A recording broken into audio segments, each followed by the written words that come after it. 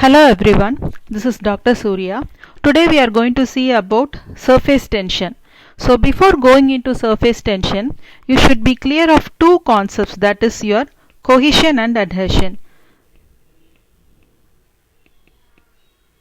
So cohesion is the property of the fluid by which the particles of same fluid are getting attracted.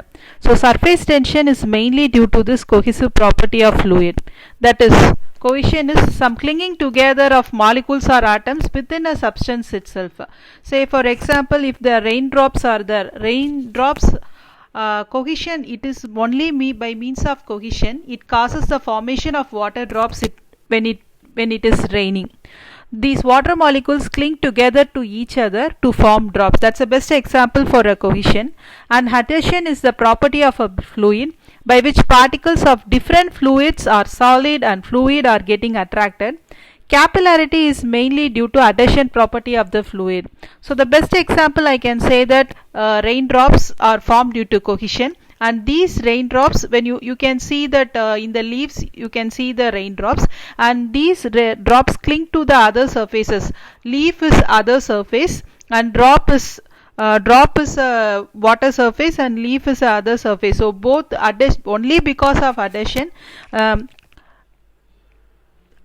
these causes the drops to cling on the other surfaces. So the water molecules cling to many other materials also besides clinging to themselves. So this is the best example for your adhesion. So now coming back to it, surface tension. So what is surface tension? It is a property by which liquid surface behaves as it is under tension. Suppose if a liquid surface it is in tension, then we call it as surface tension. So the attractive force exerted upon the surface molecules of a liquid by the molecules beneath that tends to draw the surface molecules into bulk of the liquid and makes the liquid assume the shape having the least surface area. So you know that this types of definition is very it's very difficult to mug up, so don't mug up. So simply you can remember that surface tension, it is a property by which the liquid surface will behave as if it is under tension. How we are behave under tension? The same way you can remember that the liquid surface behaves as if it is under tension is called as surface tension. So where are these surface tension? Where we can see all those surface tension examples.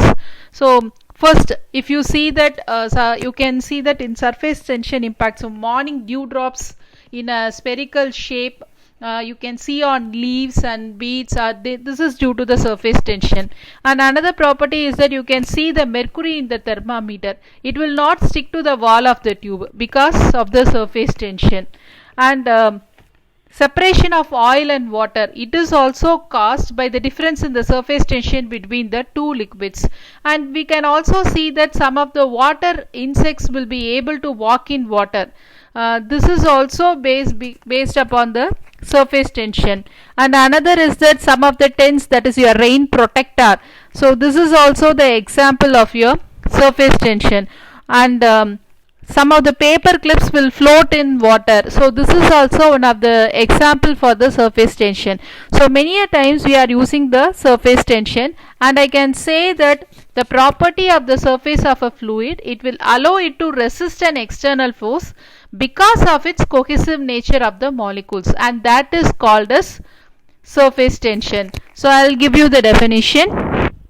The property of the surface of the fluid that allows it to resist an external force due to cohesive nature of the molecules is called as surface tension.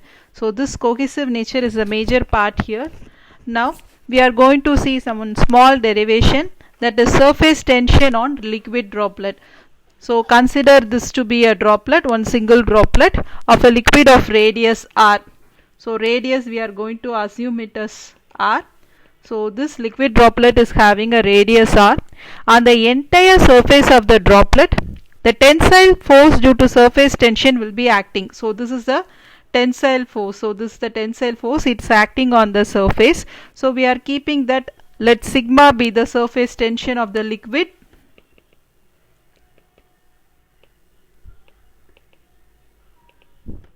P be the pressure intensity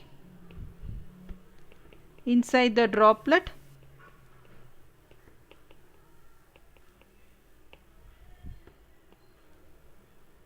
Already we have told that r be the radius, so let d be the diameter of the droplet. What we are going to do is we are going to cut the droplet into two halves. So this droplet is cut into two halves, and what are the forces that will act on each and every half? This we are going to see it up. So the first one is tensile force that will act due to surface tension.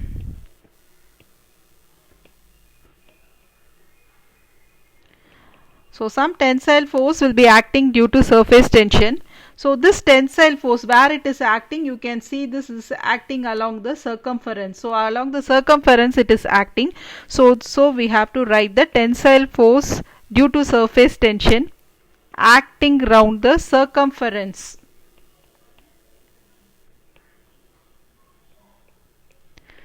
of the cut portion. Because we are dividing our rain droplet into two halves, so this tensile force will be equal to, so mainly this is due to surface tension, so surface tension into circumference. So the formula for circumference will be pi d. So tensile force will be equal to sigma into pi d. Second force will be the pressure force. So some force has to counteract. So this will be the pressure force. So this is acting in the area, so which is pi by 4 d square, so which is equal to p into pi by 4 d square. What happens is that there are two forces these are acting. So these two forces will be equal and will be opposite to each other under equilibrium condition. So these forces are equal and they are opposite under equilibrium conditions. So if it is the case, what we have to do is we can equate both the forces. So I am going to equate both the forces, that is my tensile force and pressure force. I am going to equate it. So my pressure force is P into pi by 4 d square and my tensile force is sigma into pi d. So I have to get the value for P. So P will be equal to, bring back everything. So this pi and pi will get cancelled. 1d and 1d will get cancelled. So I will be getting 4 sigma by d. So keep this as equation number 1. So what does it mean that this pressure intensity and diameter are inversely proportional, and pressure intensity and surface tension are directly proportional? So equation 1 gives an idea that it shows that with the decrease of the diameter of the droplet, pressure intensity inside the droplet is going to increase, since because it is inversely proportional to each other. Next we are going to see is surface tension on a hollow bubble. So what is a hollow bubble? So it is like a soap bubble in air. So you might have seen how the soap bubble comes. So it has two surfaces. One is in contact with air, that is one inside and the other outside. So two forces will be subjected to surface tension. So in earlier case only one side is subjected, but here two sides are subjected to, that is one is inside the bubble and another one is outside the bubble, whereas in the previous case we are considering only inside the bubble. Now here we are going to consider both the sides. So it is very simple. Here also similarly two forces will be acting. One will be my pressure force and another one will be my tensile force. So my pressure force will be the same, that is P into pi by 4 d square. But when I take into case of my tensile force, I have told that two surfaces will be in contact, that is one is inside and another one is outside. So simply 2 into sigma into pi d. Since because two surfaces are acting, I am putting this 2 here. So now my equation becomes P is equal to 8 sigma by d. This you can take it as equation number 2.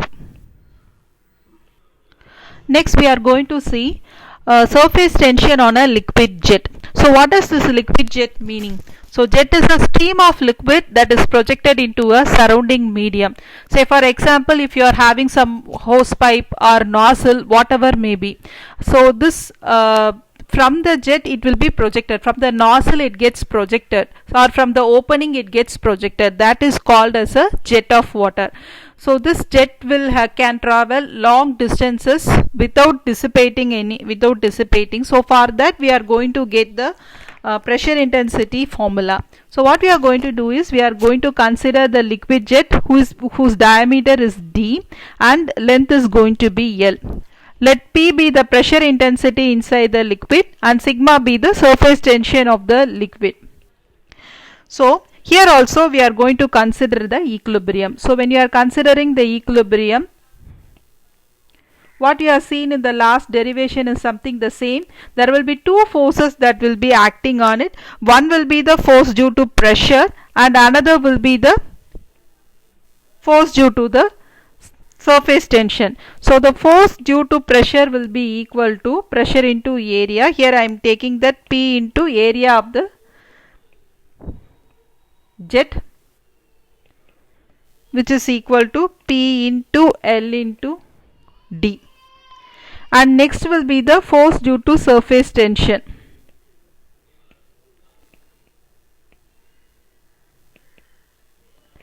So which is equal to sigma into 2L. So what is this 2L is? Here it is 1L and this is another L. So this will be my sigma. This is my surface tension. So on the two surfaces it is acting. So one surface it is L, another surface it is L. So it is 2L. Now when we are considering the equilibrium, we have to equate these two forces. So which is P into L into D is equal to sigma into 2L. L and L will get cancelled. So P will be equal to 2 sigma by D. So this will be my equation 3 and this is the surface tension on a liquid jet. Next we are going to see a problem. So what is given in the problem, that is the surface tension of water in contact with air at 20 degrees Celsius is 0.0725 Newton per meter. So they have given the surface tension sigma.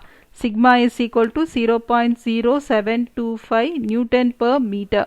So the pressure inside the droplet of water is to be 0.02 Newton per centimeter square. So pressure is given, which is 0.02 Newton per centimeter square. Okay, so now we are going to convert this into meter square, since because it is in denominator I will be putting 0.02 into 10 power 4 Newton per meter square. So centimeter square is in denominator. Generally centimeter to meter will be putting into 10 power minus 4 or 10 power minus 2. Since because it is centimeter square, it is 10 power, we have to put 10 power minus 4, but centimeter square is in denominator, so in the when it comes to numerator it becomes 10 power 4. Then calculate the diameter of droplet of water. So they have asked us to calculate what is D. So it's very simple. So straight away you can apply the formula. P is equal to 4 sigma by D. So whereas my sigma value is known to me, P value is known to me, we are going to calculate the diameter. So I am just simply substituting 0.02 into 10 power 4 is equal to 4 into 0.0725 by D. So while calculating I will be getting my D value as 0.00145 meter. So this will be my answer.